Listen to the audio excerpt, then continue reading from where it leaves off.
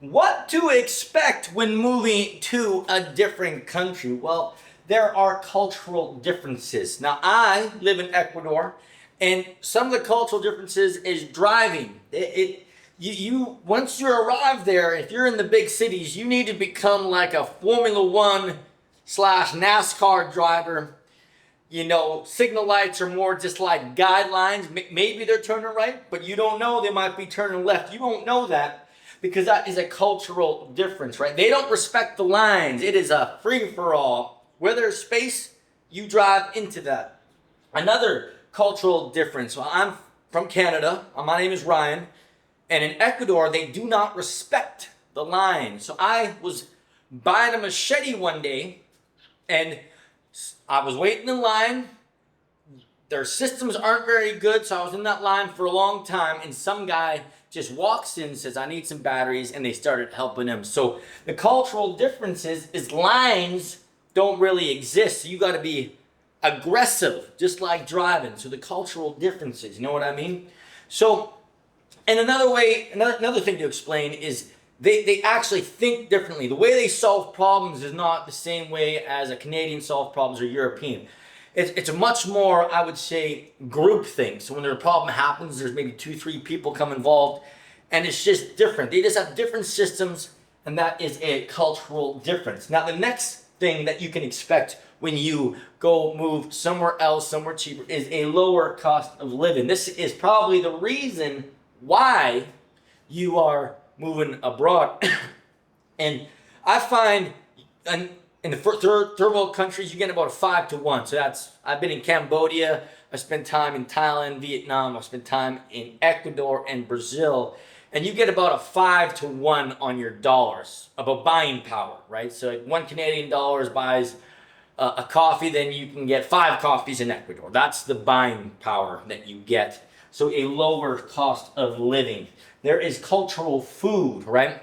Every culture I've ever visited in this world, and I've visited a lot of countries, spent a lot of time in different cultures in the world, is they love food. So that is something that you can expect. Either you're going to love the food or you're not going to love the food. India has Indian food. Ecuadorian loves their rice, meat, and potatoes. We got Brazil has churrascos. In Peru, they cook guinea pig. It's called koi. So those are cultural foods, Wildlife, animals, right? So I'm here in Ecuador.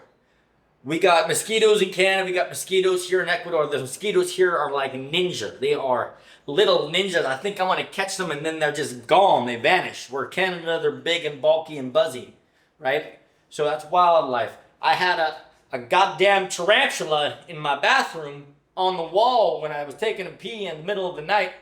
That's called wildlife. I got iguanas on the trees.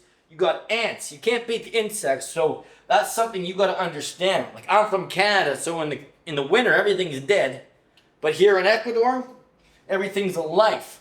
Everything's alive. So that's something you got to be aware of, that there is wildlife here. That is what you can expect. Now, another thing you can expect, because you're leaving your home country, you're leaving your friends, your family, you will be making new friends and networks, which is freaking exciting and fun. That means you're going into communities of people of similar minds, and then you get to build friendships and networks, right? So that is what you can expect. That is an exciting thing. And lastly, but certainly not least, there's a language barrier. If they don't speak English, you will be going in there and you will be needing to learn a new language. And what I found one of the best ways to learn a new language is either watching movies or Duolingo, the app. But probably the best, hands down the best, is going to a proper Spanish school here and hanging out with locals and only speaking Spanish. That is the best way to submerge yourself into the culture, and that is the best way that you will learn a language. And that is what you can expect when you go live abroad.